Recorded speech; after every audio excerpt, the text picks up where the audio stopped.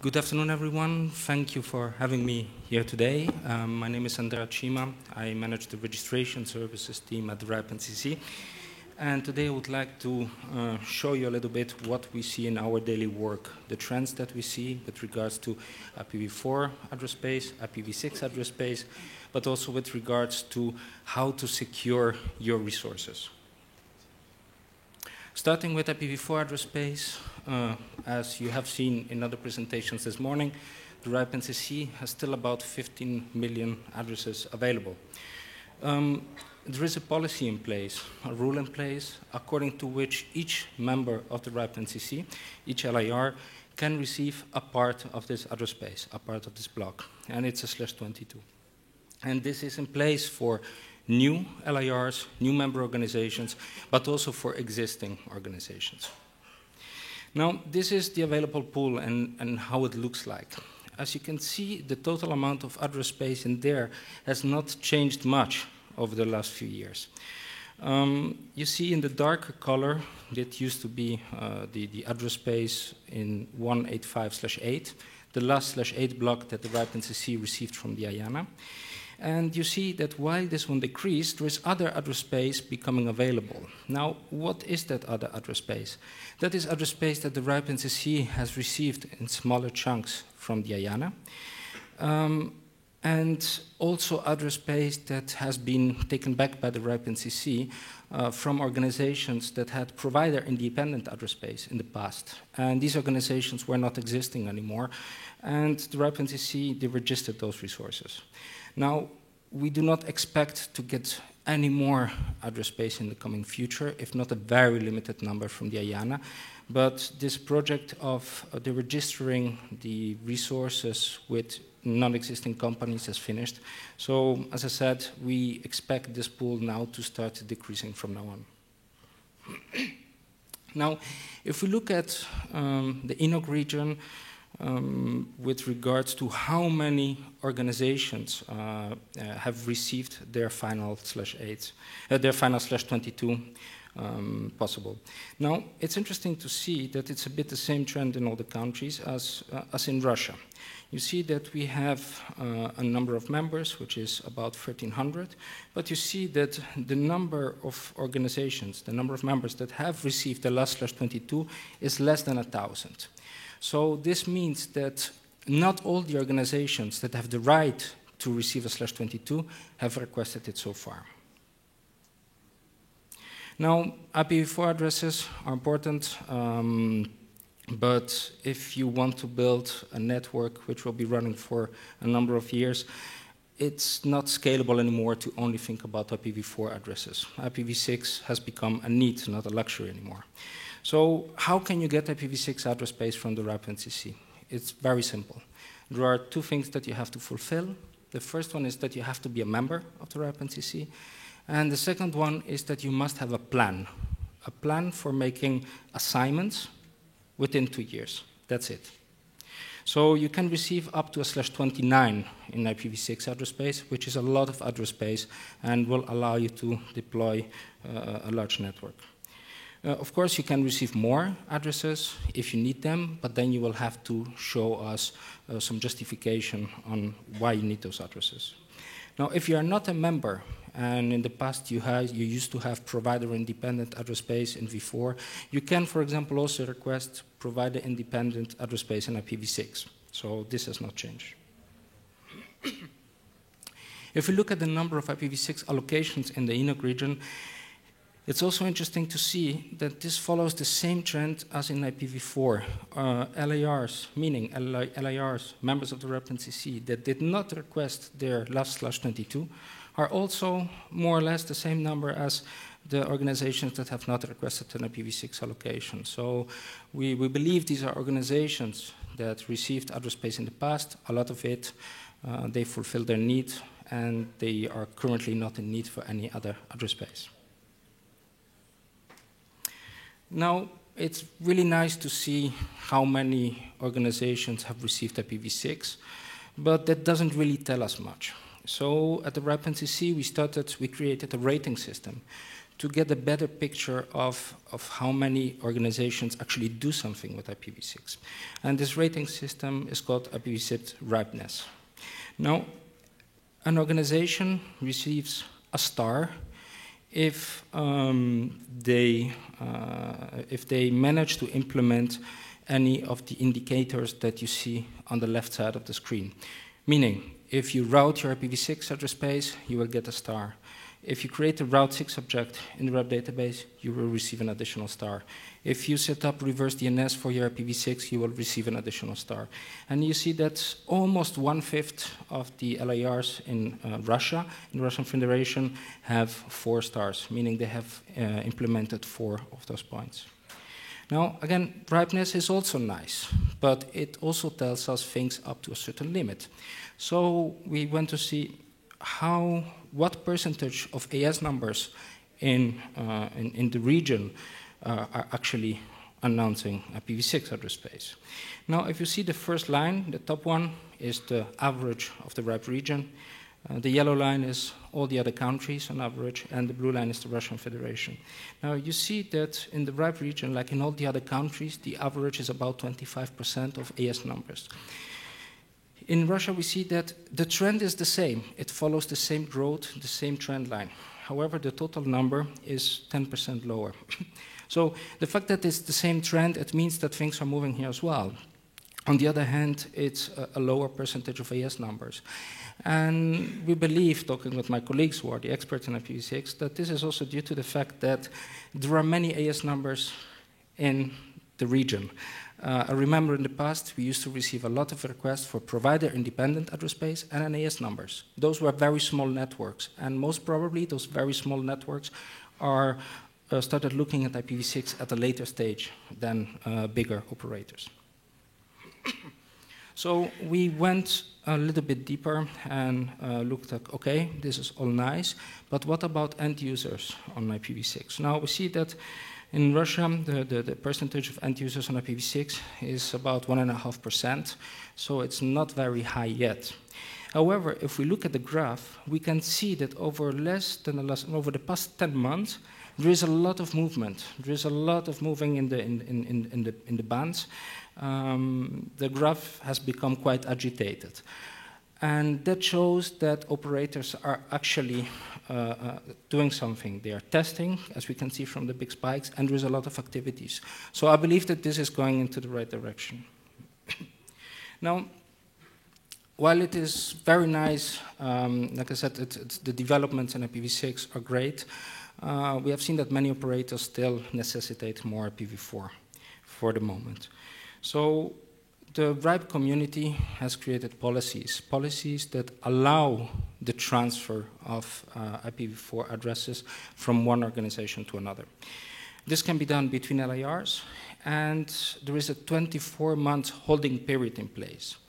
This means that if you receive a block of IPv4 addresses, you cannot retransfer them within 24 months. And this has been set in place to avoid extreme speculation and the flipping of the IP addresses. I want to insist that this is based on community policies, meaning on policies made by the internet community, made by you. We publish the transfers statistics on our website. We want to be fully transparent on this. So on our website, you can see from what organization the IP addresses are transferred, to what organization, what IP block, and when. So where can you find IP addresses? At the RIPE NCC, we created a transfer listing service, which shows who has a supply and who has a need for addresses, a surplus and who has a need, so that people can communicate and talk to each other. There is as well a list of brokers on our webpage, and these brokers have signed an agreement with the RIPE NCC, which states that they will follow the policies set in place by the RIPE community. Now, I just want to stress as well that the RIPE NCC is not part of the financial transaction. Sometimes people contact us and say, can we pay you? And then you transfer the money to the other party once you have updated the resources. Like, no. We stay completely outside of the financial transaction. And the thing that we are concerned about, that is important for us, is to make sure that the holdership of the resources is well documented in the registry. So if we look at the number of completed transfers over the last 2 years, we can see that I have a little bit of ups and downs with some spikes, but since August, September of 2015, we see that things are kind of, how can I say, there's no extremes anymore. Things are flattening down, and there seem to be, and it seems that the number of transfers is kind of stable between the 100 and the 150 a month. These are the number of mergers, acquisitions of organizations that buy each other, where there are resources in place. We have seen an increase in this one as well, especially in quarter 4, 2015.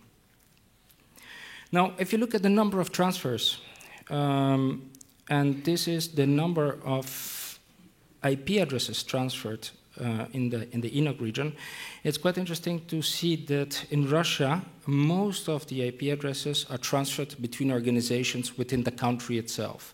And a smaller part of it is transferred out from the country to a neighboring country. Same trend if we look at the amount of IPv4 addresses that are being transferred. Again, most of the IPv4 addresses are being transferred within Russia. Now, there is also a possibility, as we have seen in other presentations this morning, to transfer resources between regions. So the RIPE NCC, the ARIN, and APNIC, in those service regions, it is possible to transfer resources from one organization to another. Now, if we look at the inter-area transfers, we can see that from the RIPE NCC, there have been no transfers to APNIC, and very little IP addresses transferred to ARIN. Well, actually, the big majority of the IP addresses is transferred from the ARIN region to the RIPE region. And out of those 2.5 million IP addresses, 2.3 million are legacy IPv4 addresses, meaning resources issued before the creation of the regional internet registries. Now, what is our role in the transfers? As I mentioned before, we want to keep an accurate registry, meaning the data that is publicly available in the RIPE database and the data that we hold in our internal files must be correct. The public data in the database is relied upon by you, network operators, but also other parties. So we support our members through the process, trying to facilitate them and making sure that data accuracy is in place. So why is accurate data so important? And I think that this is an important key message of these slides. We see an increase in disputes over address space. We see organizations where outdated information about who was the holder for the resources, who was the contact for the LAR, have brought to problems. We have had situations where someone still registered as an LAR contact who was not working anymore for the LAR transferred away resources. And we have seen this multiple times. So disputes about LARs, about IP addresses, hijacks, we see more and more of those cases. We even saw LARs opened on behalf of organizations that were not being aware of this. You have to protect your resources. You can do so by making sure in the LAR portal to update company name, your address, phone number, email addresses. Make sure that the people who have a RIPE NCC access account are allowed to have that, and make sure that you list only the people as contacts that are authorized to make changes. If you have any doubt, suspicion that something is wrong with your resources or your LAR, contact us and we will help you to make sure that everything is correct. Now, we also help you to make sure that your information is accurate through our change in the auditing system. We used to have a very old auditing process, which was heavy on the LAR, heavy on the RIPE NCC, and we received quite a bit of feedback about this process, and we changed it. So we created the assisted registry check, which is a very smooth version of the audit process. We contact you, send you an email with all the information about your LAR, ask you for a telephonic appointment, have a phone call with you, fix the data together with you, and there it's closed. So far we have done 2,700 ARCs, and in 93% of the cases we have found that there was some registry data that needed updating. So you can see that many LARs, many organizations don't have accurate data. So this is key to protect your resources. And in the region, we processed about a bit more than 400 ARCs. Here you see an example of the actions taken. And if you want us to help you to go through your resources and through your details, please let us know and we will contact you. Finally, my last slide, I believe I'm on time, is the RIPE-NCC survey 2016. As Axel mentioned before, every few years we want to, we create a survey. We would like your input to tell us what we can do better and how we can help you better. It's an anonymous survey. So far, about 1,500 people filled it in. It would be of great help if you could do the same and let us know what we can do better. And I think that's it, if there are any questions. Thank you.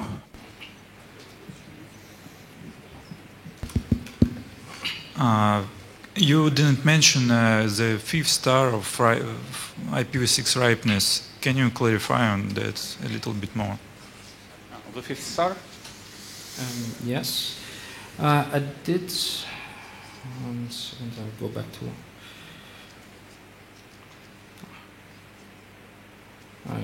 Here we are. So these are the 5 stars, and they are listed on the left hand.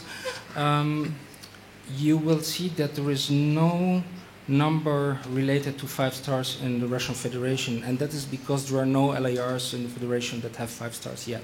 So actually Yandex did. They did. Okay. Okay. Then it's time for this to be updated. Thank you. Yeah, I want to make a statement on that. My name is Natalie Trenneman. I'm IPv6 Program Manager at RIPE-NC. Actually, we have a handful of recent 5th star members in Russia. And you can go on the website ripeness.ripe.net, find out if your LAR is a 5-star ripeness member. And if you are, please drop me an email because I'll be sending you a free t-shirt for that. Yeah. So we'll update these slides. Thanks for that. My name is Viktor Safronov. You said it is possible for non-members to get provider-independent IPv6 address space, but as far as I know, RIPE-NCC tries to avoid issuing these blocks as provider-independent. Could you clarify that? Of course. As RIPE-NCC, we do what the community tells us to do, and we follow rules that the community makes for us to follow.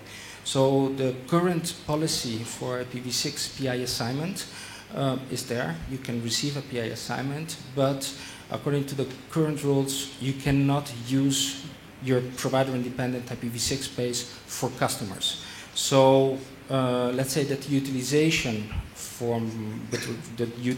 of IPv6 PI is different from the utilization of IPv4 PI.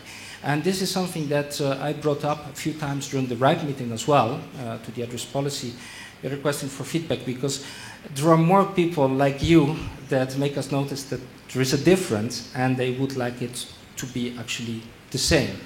And if you believe that there are more people like you, and I believe there are, we can help you to make a policy proposal to change the current rules, so to allow that. So if you want me to help you, to put you in contact with our policy development officer so that we can support you in the process, please let me know after the presentation. I'll be happy to go through it together with you. Thanks for clarification. Oh. Thank you for the presentation, Vahan Hovsepyan, our Armenian Internet Exchange, ARMIX. Oops, yeah, that's okay. Well, the question, as far as I know, Armenia is one of the leaders in ripeness. And the question is, is there any analysis or any research on the readiness of country to IPv6 implementation, like the awareness of enterprises, awareness of state officials or state bodies, the fiber optics, etc. So many components. Yeah. I see that my. Sorry, Natalie. I'm sorry, could I ask you to very briefly repeat the question? Because I have Well, my colleague here who is yeah. the IPv6 expert, and if there's someone that knows that, it's her. But do you have any research, or do you plan any research on the readiness of country or regions, or I don't know, the world to the IPv6 implementation, like the implementation of fiber optics, awareness of corporations, of enterprise about IPv6, readiness to implement, etc.? Yes, I can comment on that. So we do visit IPv6 task forces in our region because that's the easiest way to get access to this information.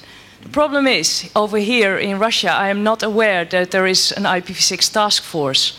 And so this information is for me not easy to get from this region because I don't know where to get it from. If you have any suggestions on where I could get that information from this region, I would be very happy for that. But I have information from other countries inside Europe because they have IPv6 task forces. Okay. I guess we should cooperate. Okay. Thank you. Okay, thanks. Okay, next, your lightning talk.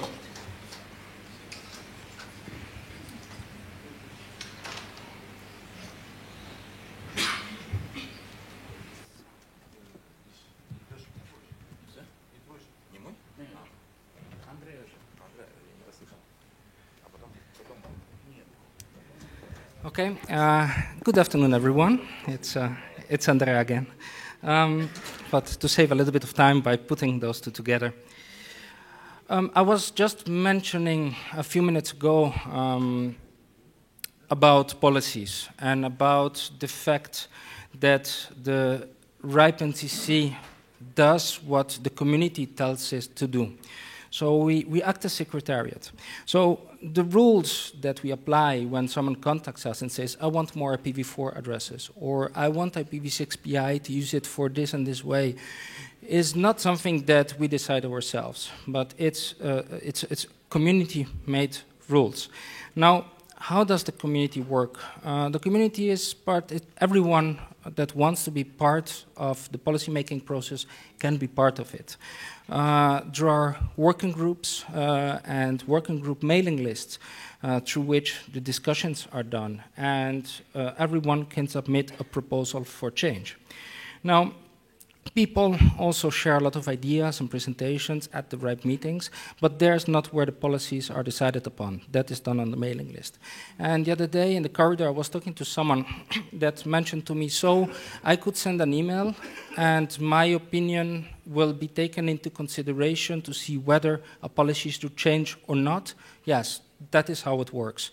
So if you see something that you do not like in the way the policies are today, you can help us change those. So what are the current policy discussions with regards to IPv4? There are three main policies proposals at the moment. First of all is the RIPE resource transfer policies, which is a policy proposal of creating one document where all the transfers are discussed, all transfer policies are discussed at the same time in the same place. And then there are two policy proposals which are quite the opposite one from the other, 2015-05 and 2016-03. Now, while 2015-05 has been withdrawn by the proposer just a few days ago, I still left it in these slides to show you that sometimes the policy proposals are quite the opposite from each other. In this case, the proposer wanted to allow LARs to receive an additional /22 every 18 months. So not only to receive one /22, but to be able to receive more /22s. On the other hand, 2016-03, which is in the discussion phase at the moment, wants to limit the number of /22s that a single local internet registry can have, meaning that the same LAR cannot have two /22s, not even via a transfer, as organizations are allowed to do now. So you see that the discussions are quite different and quite the opposite. Now, there are other current policy proposals. The first one is to include an abusee contact for legacy internet resources issued before the creation of the RARs, and to create a resource authentication key to be able to authenticate resources in other databases. Now, if we look at the participation of the policy development process by country, we see that in Russia, the participation is quite high, and it's the third country after Germany and the United Kingdom. How did we get to this participation? I think that the participation increased over the last few years. I think it has been a lot to do also with ENOC and with your participation, the increase of the awareness of it. We try to promote this even further, as you have seen lately, by sending summaries of the policy development discussions in Russian. And we have tried to do this even further now with the creation of a RIPE forum. Many people, and especially from this part of the service region, were telling us like, okay, I'm not subscribing to the mailing list because I don't want to receive so many emails. And I don't want to receive so many emails in English, and it's overflowing my email box. So we created a web-based interface in which you can view all the discussions on the mailing list without having them in your inbox. And this is, for example, how it looks like. It's very simple, and it looks really clean. You can see on the left-hand side that all the different lists where the discussions are and the most recent point of post of it. So I would really recommend to go on our website and have a look at the new forum. This is where you can find all the policy proposals and the mailing list discussions, and if you have any questions, I'll be happy to answer them. Thanks again. Коллеги, вопросы? Thank you. Finally, no questions. Thank you.